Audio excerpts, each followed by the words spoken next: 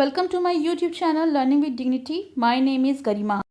आज हम करेंगे क्लास 8 हिंदी एनसीईआरटी वसंत का पार्ट 13 जहां पहिया है। पुडुकोट्टाई। पुडुकोट्टाई एक ऐसा जिला है जो तमिलनाडु राज्य में स्थित है। साइकिल चलाना एक सामाजिक आंदोलन है। कुछ अजीब सी बात है ना? लेकिन चौंकने की बात नहीं है। पुडुकोट्टाई जिले की हजारों नवसाक्षर ग्रामीण महिलाओं के लिए ये अब आम बात हो गई है। नवसाक्षर यानी जिन्होंने अभी अभी पढ़ना लिखना सीखा हो। अपने पिछड़ेपन पर लात मारने, अपना विरोध व्यक्त करने और उन जंजीरों को तोड़ने का जिसमें वे जकड़े हुए हैं, कोई ना कोई तरीका लोग निकाल ही लेते हैं। कभी कभी ये तरीके अजीब होते हैं। भारत के सर्वाधिक गरीब जिलों में से एक है पुडुकोट्टाई। पिछले दिनों यहाँ की ग्रामीण महिलाओं ने अपनी स्वाधीनता, आज़ादी और गतिशीलता को अभिव्यक्त करने के लिए प्रतीक के रूप में साइकिल को चुना है। उनमें से कुछ नहीं, अधिकांश नवसाक्षर थीं।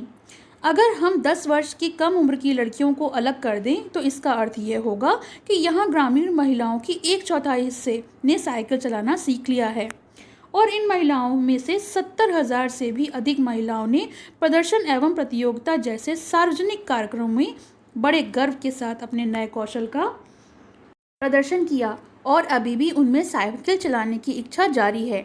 वहाँ इसके लिए कई प्रशिक्षण शिविर चल रहे हैं जिसमें अभी भी उन्हें साइकिल चलाना सिखाया जाता है।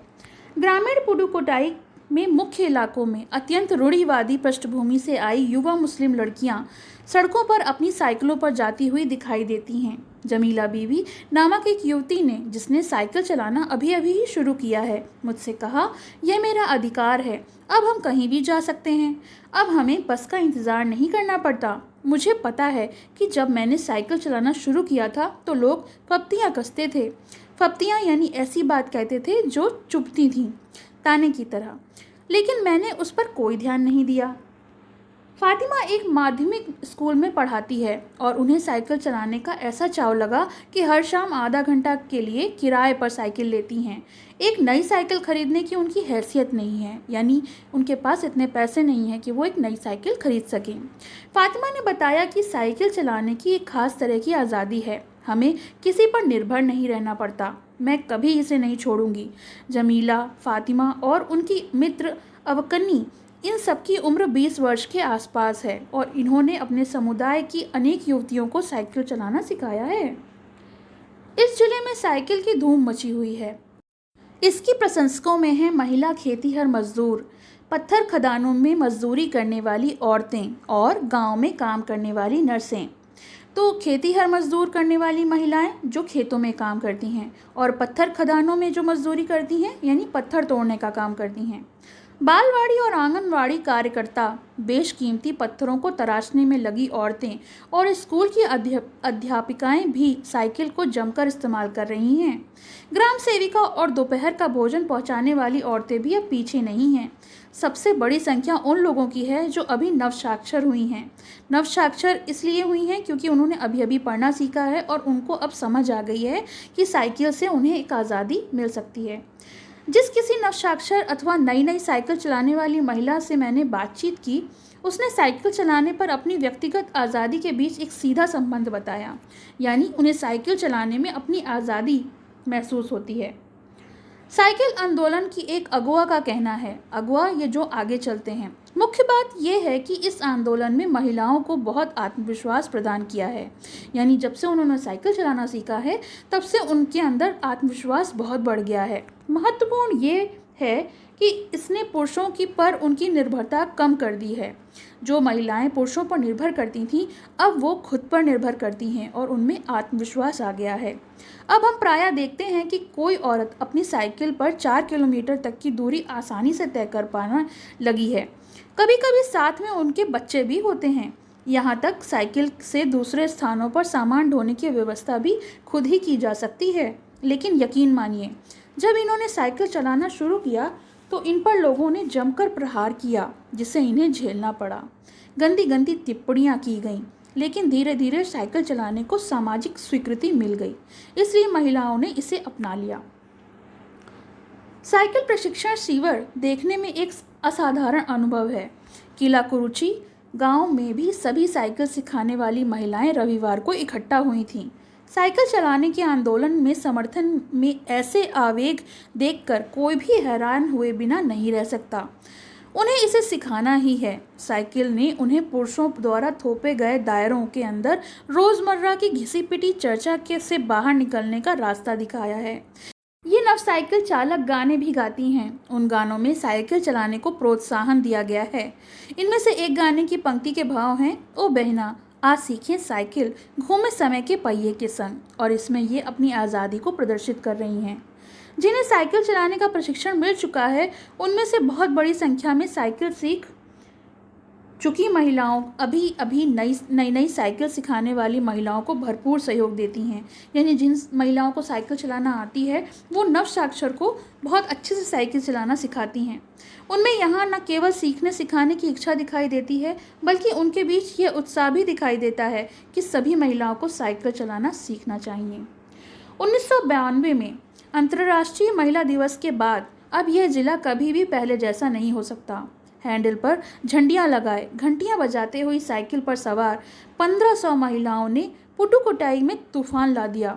महिलाओं की साइकिल चलाने की इस तैयारी ने यहाँ के रहने वालों को हक्का बक्का कर दिया। वो हैरान रह गए। इस सारे मामले पर पुरुषों की राय क्या थी? इसके पक्ष में आर साइकिल्स के मालिक का तो रहना ही था। इस अकेले डीलर के यहाँ लेडीज साइकिल की बिक्री में साल भर के अंदर काफ़ी वृद्धि हुई थी। माना जा सकता है इस आंकड़े में 2 कारणों से कम आकर के आंका गया। पहली बात तो ये कि ढेर सारी महिलाओं ने जो लेडीज साइकिल का इंतज़ार नहीं कर सकती थी, जेंट साइकिल खरीदने लगी। दूसरे, उस डीलर ने बड़ी सतर्कता के साथ ये जानकारी मुझे दी थी। उसे लगा कि मैं बिक्री कर विभाग का कोई आदमी हूँ। कुदमी अन्नामलाई की चिलचिलाती धूप में एक अद्भुत दृश्य की तरह पत्थर की खदानों में दौड़ती भागती 22 वर्षीय मनोरमनी को लोगों ने साइकिल सिखलाते देखा। उसने मुझे बताया, हमारा इलाका मुख्य शहर से कटा हुआ है। यहाँ जो साइकिल चलाना जानते हैं उनकी गतिशीलता बढ़ जाती है। साइकिल चलाने का बहुत निश्चित आर्थिक निहितार्थ थे, जिससे आय में वृद्धि हुई है। यहाँ की कुछ महिलाओं अगल बगल के गांवों में कृषि संबंधी अथवा अन्य उत्पाद बेच आती हैं। साइकिल की वजह से बसों का इंतज़ार में वह होने वाला समय भी उनका बच जाता है। यानी पहले वो बसों का इंतज़ार करती थी तो काफ़ी समय नष्ट हो जाता था, लेकिन अब उनका समय बच जाता है। खराब परिवहन व्यवस्था वाले स्थानों के लिए ये बहुत महत्वपूर्ण है। जहाँ पर परिवहन व्यवस्था अच्छी नहीं है, यानी वहाँ पर कोई भी परिवहन नहीं मिल पाता एक जगह से दूसरी जगह जाने के लिए। दूसरा, इससे इन्हें इतना समय मिल जाता है कि ये अपने सामान बेचने पर ज़्यादा ध्यान केंद्रित कर पाती हैं। तीसरे, इससे ये और अधिक इलाकों में जा पाती हैं। अंतिम बात यह है कि अगर आप चाहें तो इससे आराम करने का काफ़ी समय मिल सकता है। जिन छोटे उत्पादकों को बसों का इंतज़ार करना पड़ता था, बस स्टॉप तक पहुंचने के लिए भी पिता, भाई, पति या बेटों पर निर्भर रहना पड़ता था, वे अपना सामान बेचने के लिए कुछ गिने चुने गाँव तक ही जा पाती थीं। कुछ को पैदल ही चलना पड़ता था। जिनके पास साइकिल नहीं है वे अब भी पैदल ही जाती हैं। फिर उन्होंने बच्चों की देखभाल भी करनी है। पीने का पानी लाने जैसे घरेलू काम करने के लिए भी जल्दी ही भागकर घर पहुंचना पड़ता था। अब जिनके पास साइकिल है वे सारा काम बिना किसी दिक्कत के कर लेती हैं। इसका अर्थ यह है कि अब आप किसी सुनसान रास्ते पर भी देख सकते हैं, कोई युवा माँ साइकिल पर आगे अपने बच्चे को बिठाए पीछे कैरियर पर सामान लादे चली जा रही है। अब अपने साथ पानी से भरे 2-3 बर्तन लिए अपने घर का काम भी करती देखी जा सकती है। यानी अब समय बचता है और उसे काम करने में दिक्कत नहीं होती। अन्य पहलुओं से ज़्यादा आर्थिक पहलू पर ही बल देना गलत होगा। साइकिल प्रशिक्षण से महिलाओं के अंदर जो आत्मसम्मान की भावना पैदा हुई है, ये बहुत महत्वपूर्ण है। फातिमा का कहना है, बेशक ये मामला केवल आर्थिक नहीं है। फातिमा ने यह बात इस तरह कही जिससे मुझे लगा कि मैं कितनी मूर्खतापूर्ण ढंग से सोच रहा था। उसने आगे कहा, साइकिल चलाने से मेरी कौन सी कमाई होती है? मैं तो पैसे ही गंवाती हूँ। मेरे पास इतने पैसे नहीं है कि मैं एक साइकिल खरीद सकूँ, लेकिन हर शाम मैं किराए की साइकिल ले आती हूँ ताकि मैं आज़ादी, खुशहाली का अनुभव कर सकूँ। पुडुकोट्टई पहुँचने से पहले मैंने इस विनम्र सवारी के बारे में कभी भी इस तरह से नहीं सोचा था। मैंने कभी साइकिल को आज़ादी का प्रतीक नहीं समझा था। एक महिला ने बताया कि लोगों के लिए यह समझना बड़ा कठिन है कि ग्रामीण महिलाओं के लिए यह कितनी बड़ी चीज़ है। उनके लिए तो ये हवाई जहाज उड़ाने जैसी बड़ी उपलब्धि है। लोग इस पर हंस सकते हैं, लेकिन केवल यहाँ की औरतें ही समझ सकती हैं कि उनके लिए ये कितनी महत्वपूर्ण बात है कि उन्हें साइकिल चलाना आ गया। जो पुरुष इसका विरोध करते हैं वे जाएं और टहलें, क्योंकि जब साइकिल चलाने की बात आती है तो वह महिलाओं की बराबरी नहीं कर सकते।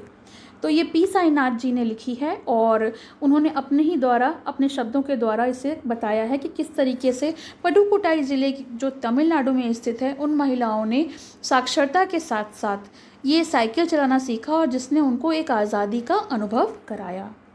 प्रश्न अभ्यास, जंजीरें। प्रश्न 1, उन जंजीरों को तोड़ने का जिनमें वे जकड़े हुए हैं कोई ना कोई तरीका लोग निकाल ही लेते हैं। आपके विचार से लेखक जंजीरों द्वारा किन समस्याओं की ओर इशारा कर रहा है? तो उत्तर है, जंजीरों द्वारा लेखक रूढ़िवादी प्रथाओं की ओर इशारा कर रहा है, जैसे स्त्री निरक्षरता और उनके प्रति भेदभाव। प्रश्न 2, क्या आप लेखक की इस बात से सहमत हैं? अपना उत्तर का कारण भी बताइए। तो उत्तर है, लेखक के इस कथन से हम सहमत हैं। समाज द्वारा बनाई गई रूढ़ियाँ अपनी सीमाओं को लांघने लगें तो समाज में इसके विरुद्ध एक क्रांति अवश्य जन्म लेती है, जो इन रूढ़ियों को, बंधनों को तोड़ डालती है। जब ये परिवर्तन होने प्रारंभ होते हैं तो समाज में एक ज़बरदस्त बदलाव आता है, जो उसकी सोचने समझने की शक्ति को बदल देता है, और यही बदलाव एक नए समाज को जन्म देता है। जब भी पुरानी विचारधारा में बदलाव हुआ है, समाज के लिए एक असहनीय रहा है, परंतु धीरे धीरे नया बदलाव को स्वीकार कर लिया जाता है। जैसे तमिलनाडु के पडुकोट्टाई गांव में हुआ, महिलाओं ने अपनी स्वाधीनता व आज़ादी के लिए साइकिल चलाना आरंभ किया और समाज के लिए एक नई मिसाल रखी। पहिया। प्रश्न 1, साइकिल आंदोलन से पडुकोट्टाई महिलाओं के जीवन में कौन कौन से बदलाव आए हैं? तो उत्तर है, साइकिल आंदोलन से महिलाएं अपनी स्वाधीनता व आज़ादी के प्रति जागृत हुई हैं। दूसरा, साइकिल आंदोलन से उन्हें नवसाक्षर किया गया है, आर्थिक स्थिति में भी सुधार आया है। तीसरा, साइकिल आंदोलन ने उन्हें अधिकारों के प्रति जागृत किया है। और चौथा, साइकिल आंदोलन ने उन्हें समाज में स्वयं की बराबरी का दर्जा देने के लिए प्रेरित किया है। समय और श्रम की भी बचत हुई है। प्रश्न 2, शुरुआत में पुरुषों ने इस आंदोलन का विरोध किया, परंतु आर साइकिल्स के मालिक ने इसका समर्थन किया, क्यों? उत्तर है, आर साइकिल्स के मालिक ने आंदोलन का समर्थन स्वार्थवश किया। उसमें उसका स्वार्थ छुपा हुआ था। वे गांव में एकमात्र लेडीज साइकिल डीलर थे। महिलाओं ने जब आज़ादी के सम्मान करते हुए साइकिल आंदोलन को अपना हथियार बनाया तो आर साइकिल्स के मालिक की आय में वृद्धि होना स्वाभाविक था। प्रश्न 3, प्रारंभ में इस आंदोलन को चलाने में कौन कौन सी बाधा आईं? तो उत्तर है, फातिमा ने जब इस आंदोलन की शुरुआत की तो उसे बड़ी कठिनाइयों का सामना करना पड़ा। वो इस प्रकार हैं। पहला, सर्वप्रथम फातिमा मुस्लिम परिवार से थी, जो कि बहुत ही रूढ़िवादी थे। उन्होंने उसके उत्साह को तोड़ने का कई प्रयास किए। दूसरा, फातिमा की साइकिल चलाने में उसे कई गंदी टिप्पणियां सुननी पड़ीं। तीसरा, उनके पास साइकिल शिक्षक का अभाव था, जिसके लिए उन्होंने स्वयं कमर कस ली और स्वयं ही साइकिल चलाना सीखना शुरू किया। तो ये प्रश्नोत्तर हो गए। आपको कैसे लगे कमेंट सेक्शन में ज़रूर मेंशन करिए, और पसंद आया तो लाइक का बटन, पसंद आया हो तो लाइक करें, शेयर करें और चैनल को सब्सक्राइब करें।